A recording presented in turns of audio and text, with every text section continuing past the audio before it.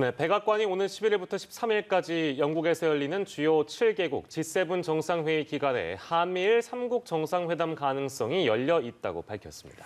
네, 최근 인플레이션 우려가 커지고 있는 가운데 미국 중앙은행인 연방준비제도가 긴축 전환을 모색하고 있다는 진단이 나왔습니다.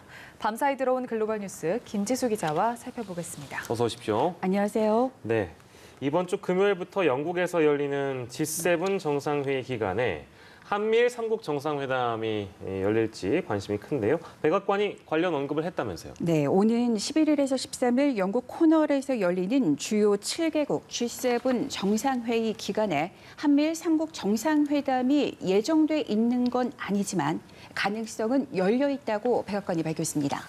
제이크 설리번 백악관 국가안보보좌관은 3자 간 회담과 관련해 일정이 잡힌 건 없지만 그곳에서 실제로 어떤 것이든 가능성이 있다고 말했습니다. 이 같은 발언은 G7 정상회의 기간에 한미일 정상회담이 열릴 가능성을 시사한 것으로 현실화하면 2017년 9월 이후 3년 9개월 만에 3자 정상회담이 열리는 겁니다. 이번 G7 정상회의에는 회원국인 미국, 영국, 캐나다, 독일, 프랑스, 이탈리아, 일본 외에도 한국과 인도, 호주, 남아프리카 공화국 등 4개 정상도 초대받았습니다. 바이든 대통령은 이 기간에 G7 정상들과 양자회담을 잇따라 열 것이라고 백악관이 밝힌 바 있습니다. 물론 한미 양자회담 여부는 밝히지는 않았지만 그 가능성 역시 배제할 수 없습니다. 미국이 인도태평양 전략을 위해 한국, 일본과의 연대를 중요하게 여기는 만큼 3자 접촉 가능성도 열려 있는 것으로 관측돼 왔습니다. 바이든 대통령은 볼로디미르 젤렌스키 우크라이나 대통령을 올 여름 백악관에 초대하기로 했습니다. 백악관은 바이든 대통령이 젤렌스키 대통령과 통화해서 우크라이나의 주권을 확고히 지지할 것이라고 말했다면서 이같이 밝혔습니다. 이에 따라 바이든 대통령이 백악관에서 외국 정상과 회담하는 건 우크라이나가 3번째가 될 것으로 보입니다. 취임 석 달 만인 지난 4월 스가 요시히데 일본 총리와 첫 대면 회담을 한 데 이어 지난달에는 문재인 대통령과 2번째로 회담했습니다. 바이든 대통령이 유럽 순방 전에 젤렌스키 대통령과 통화한 건 우크라이나 지지를 과시하려는 것으로 보이며 또 오는 15일 푸틴 러시아 대통령과의 회담에서 러시아의 크림반도 점령을 우려하면서 우크라이나를 방어하겠다는 걸 시사한다는 분석이 나오고 있습니다. 네, 바이든 대통령이 다자 정상회교에 나가면서 점점 외연을 넓혀가고 있는 것 같습니다. 바이든 행정부가 또 재미 한인과 그리고 북한에 있는 가족을 만날 수 있도록 상봉을 추진하려는 움직임을 보이고 있다는 소식도 있죠. 네, 토니 블링컨 미 국무부 장관은 재미 한인들의 염원 중 하나인 북미 이산가족 상봉 문제 해결에 최선을 다하겠다고 밝혔습니다. 블링컨 장관은 하원 청문회에서 그레이스 맹 민주당 의원으로부터 한국계 미국인 이산가족의 상봉 노력을 주문하는 질의를 받았습니다. 블링컨 장관은 정말 가슴 아픈 일이라며 약속할 수 있는 건 전적으로 노력하는 것이라고 답했습니다.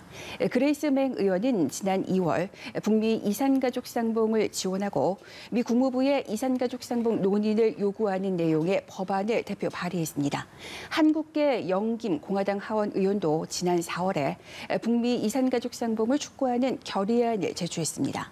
이산가족 상봉안은 2019년 미 의회에 발의돼 지난해 하원에서 압도적 찬성으로 처리됐지만 상원을 통과하지 못한 상태에서 의회 임기 만료로 자동 폐기됐습니다.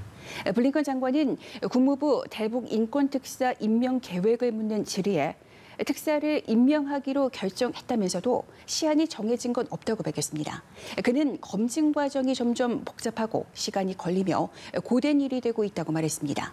미 국무부 대북인권특사는 2004년 미국의 북한 인권법 제정과 함께 신설됐지만 트럼프 행정부가 들어선 2017년 1월 이후 현재 공석으로 남아 있습니다. 네, 이번엔 경제 이슈 볼 텐데요. 최근 글로벌 경기 회복세로 인해서 인플레이션 우려가 좀 커지고 있는 상황입니다. 이런 가운데 미국 중앙은행인 연방준비제도가 인플레이션을 피하기 위해서 돈 풀기 축소를 모색하고 있다. 이런 진단이 나왔다고요. 네, 인플레이션 징후가 곳곳에서 나타나는 가운데 미국 연방준비제도가 긴축 전환을 모색하는 초기 단계라는 진단이 미 언론에서 나왔습니다. 미 CNBC 방송은 연준이 시장으로 하여금 자산 매입 프로그램의 축소를 의미하는 테이퍼링에 대비하게 만드는 작업의 초기 단계에 있다고 분석했습니다. 이르면 다음 주 연방공개시장위원회에서 테이퍼링 문제가 논의될 가능성을 시사한다고 이 방송은 분석했습니다. 논의를 걸쳐 실제로 테이퍼링이 시작되는 시점은 빨라야 올해 후반일 것으로 전망됐습니다. 현재 연방준비제도는 코로나19 충격을 극복하기 위해 매달 1,200억 달러, 133조 5천억 원 규모의 미 국채와 주택 저당 증권을 매입하고 있습니다. 테이퍼링 논의 전망은 일자리를 비롯한 미국의 경제 상황이 코로나19로부터 빠르게 회복되고 있음을 전제로 한 겁니다. 경기 회복 과정에서 물가가 급등해 인플레이션 우려도 제기되지만 연준은 물가 상승이 일시적일 것으로 판단해 현재로서는 긴축 시점을 앞당길 계획은 없는 것으로 전해졌습니다. 아울러 연준은 2013년 양적 완화 시사 직후 채권 금리의 급등을 비롯한 긴축 발작, 즉 미국의 양적 완화 정책이 긴축으로 전환될 때 금융시장이 겪었던 충격을 되새기며 신중하게 접근하는 분위기입니다. 긴축 발작을 최소화하기 위해 연준이 맞닥뜨릴 수 있는 최대 리스크로는 초완화적인 통화 정책이 너무 오래 이어지고 있다는 점, 이로 인해 인플레이션이 장기화될 수 있다는 점이 꼽힙니다. 월스트리트 저널도 원자재 가격 급등으로 인플레이션이 지속될 수 있다는 공포가 커지고 있다고 평가했습니다. 목재와 철광석, 구리 가격이 역대 최고로 치솟았고 옥수수와 다두, 밀 가격이 최근 8년간 최고치를 찍는 등 전 방위적으로 물가가 오르는 건 글로벌 금융 위기 이후 처음입니다.